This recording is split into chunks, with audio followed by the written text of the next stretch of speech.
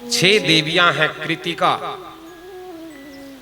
वो माता के रूप में 6 कृतिकाएं थी। तो वो 6 की 6 उस बालक को अपना स्तनपान कराना चाहती हैं, अपना दूध पिलाना चाहती हैं। लेकिन बालक एक है, एक साथ वो बालक कैसे उन माताओं का दुग्ध का पान करे।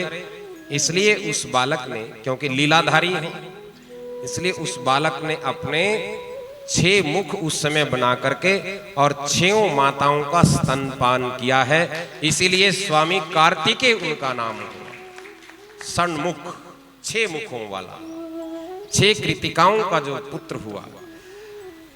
अलग अलग वृतांत, थोड़े बात तो एक ही है, उद्देश्य तो एक ही है बताने का कि ये अलौकिक लीला है। स्कंद पुराण में थोड़ा सा कुछ अलग तरीके से कहा है, शिव पुराण में थोड़ा अलग तरीके से कहा है, लेकिन ये हैं शिव के पुत्र ही, शिव के ही तेज से उत्पन्न हुआ। कार्तिक मास में ये उत्पन्न हुआ और कार्तिक के महीने में ही देवताओं का सेनापति इनको नियुक्त किया गया। इसलिए भी इनका नाम कार्तिकेय है।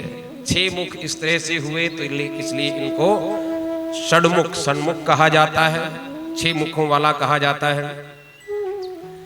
और कार्तिकेय के बल का कोई ठिकाना नहीं। वो जब 6 दिन के ही थे तो इतने उनके बल का परिचय देखने को मिला है। 10 पदम, 10 पदम तीरा राक्षसः पूर्वमाज्ञः। 10 पदम राक्षसों को भी उसने 6 दिन के बालक ने मार दिया था। इसलिए भी उसका नाम, यानी कि 6 कई चीजें उनके जीवन में हुई। इसीलिए स्वामी कार्तिकेय जी बड़े ही बलवान, जिनके बल का कोई अनुमान नहीं, क्योंकि वो देव काज करने के लिए ही अवतरित हुए। कार्तिकेय जी क्रोंच पर्वत पर स्थित हो गए। इधर कैलाश पर्वत पर माता पार्वती ने भगवान शंकर से कहा, हे देवाधिदेव महादेव, आपका जो अमोघ तेज है वो तेज कहीं निरर्थक जाने वाला तो नहीं है, वो कभी नष्ट नहीं हो सकता। भगवान का तेज नष्ट नहीं हो सकता तो उससे जरूर कोई ना कोई बालक जन्मा होगा। वो बालक कहाँ है? शंकर जी ने पार्वती की बात सुनकर सभी मुनियों और देवताओं को बुलाकर उनसे अपने उस तेज के बारे में पूछा। पृथ्वी ने कहा कि मैं उस तेज को धारण करने में समर्थ नहीं थी, इसलिए मैंने उस तेज को अग्नि को सौंप दिया। अग्नि ने कहा कि मैं भी उस तेज को धारण करने में समर्थ नहीं थी, मैंने हिमालय पर्वत पर त्याग दिया। हिमालय पर्वत ने कहा कि मैंने उस तेज को गंगा जी को दे दिया। गंगा जी ने कहा कि मैंने उस तेज को मैं सहन करने योग्य नहीं थी, इसलिए मैंने उस तेज को सरपट के वन में दे दिया। वायु देवता ने कहा कि हे प्रभु, गंगा तट पर जो सरपट के वन में गिरा हुआ वह तेज तत्काल एक सुंदर बालक के रूप में जन्मा है, और वही बालक आपका ये प्यारा सा बालक कार्तिकेय है। ये बड़ा बलवान है, 6 मुखों वाला है, क्योंकि इसने 6 कृतिकाओं को एक साथ उनका स्तन पान किया है, उनके दुग्ध का पान किया है, उन माताओं को धन्य किया है। इसलिए इसके ये 6 मुख हैं और ये दिव्य बालक, पराक्रमी बालक आपका ही पुत्र है। इस तरह से देवताओं ने कार्तिकेय भगवान को, भगवान शिव को सौंप दिया है। बोलिए स्वामी कार्तिकेय महाराज की जय। पुत्र का समाचार मिलने पर भगवान शिव और माता पार्वती बड़े प्रसन्न हुए। तो इस तरह से इस बालक कार्तिकेय का जन्म हुआ। और कार्तिकेय के जन्म का उद्देश्य क्या है?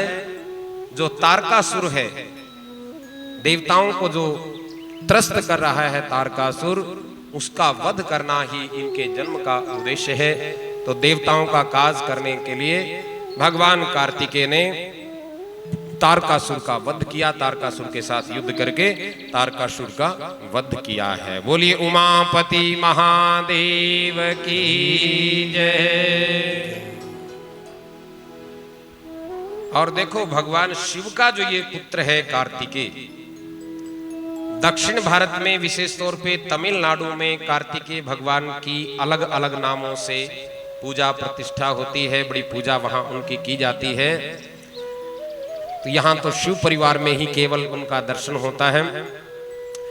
ये ऐसा विचित्र बालक है, ऐसा पराक्रमी बालक है, भगवान शिव ने इसको त्रिशूल यानी कि त्रिशूल दिया और पिनाक धनुष प्रदान किया था। ब्रह्मा जी ने कार्तिकेय जी को वेद और यज्ञोपवीत दिया है। यज्ञोपवीत संस्कार उनका स्वयं ब्रह्मा जी ने करवाया है और वेद का ज्ञान भी ब्रह्मा जी ने कार्तिकेय जी को दिया। वेद माता गायत्री ने कार्तिकेय जी को कमंडलू प्रदान किया है। इंद्रदेव ने ऐरावत हाथी एवं वज्र उनको दिया था। वरुण ने उनको वरुण पाश प्रदान किया है। भगवान सूर्य ने उत्तम रथ उनको प्रदान किया और कवच प्रदान किया है। यमराज ने यमदंड उनके हाथ में दिया है। कुबेर ने उनको गदा प्रदान की है और गरुड़ ने मयूर वाहन उनको प्रदान किया है। यानी कि सभी देवताओं की जो शक्तियां थी वो सब शक्तियां अपनी अपनी शक्तियां जो उनके पास थी वो सबने स्वामी कार्तिकेय जी को प्रदान की हैं। तत्पश्चात भगवान श्री हरि ने प्रेम से उनको ब्रह्मांड का अधिपति बना दिया। कुमार कार्तिकेय ने अनेक ऐश्वर्यशाली लीलाएं की हैं, यानी कि तारकासुर का वध किया और अनेक ऐश्वर्यशाली लीलाएं उन्होंने संपन्न की है। संस्कृत के महाकवि कालिदास जी हुए हैं। कालिदास जी का एक ग्रंथ है, एक काव्य है, जिस काव्य का नाम है कुमार संभव। कुमार संभव में स्वामी कार्तिकेय जी का ही चरित्र महाकवि कालिदास जी ने गाया है। बोले शंकर भगवान की जय। तो तारकासुर का वध हो गया। देवता जय जयकार करने लगे, देवता प्रसन्न हो गए। देवताओं का काज भगवान कार्तिकेय जी ने किया है। देवताओं की प्रसन्नता का, उनके आनंद का कोई ठिकाना रहा ही नहीं। यानी कि देवत्व बढ़े और असुरता मिटे। भगवान के अवतार का और भगवान की जो अवतारी सत्ताएं हैं उनका यही प्रयोजन होता है। तो भगवान के तेज से उत्पन्न बालक कार्तिकेय जी ने देवत्व की वृद्धि की। हम देव पूजा करते हैं, देवताओं की पूजा करते हैं, तो जीवन में देवत्व की वृद्धि हो। प्रेम से कहो श्री राधे। जीवन में जितनी हो सके उतनी देवत्व की वृद्धि होनी चाहिए। असुरता से बचें, देवत्व की ओर बढ़ें, पतन की ओर न जाएं, उत्थान की ओर हम जाएं। देवताओं की पूजा हमको यही प्रेरणा देती है, यही शिक्षा देती है। जीवन में जितना हो सके उतना देवत्व को बढ़ाएं, सतोगुण को बढ़ाएं। जितना सतोगुण बढ़ेगा उतना हमारा मन निर्मल होगा, अंतःकरण निर्मल होगा, जीवन सहज और सुखी होगा। इसलिए खान पान में भी देवत्व हो, व्यवहार में देवत्व हो, आचरण में देवत्व हो, बोलचाल में देवत्व हो, हर जगह देवत्व दिखाई देना चाहिए।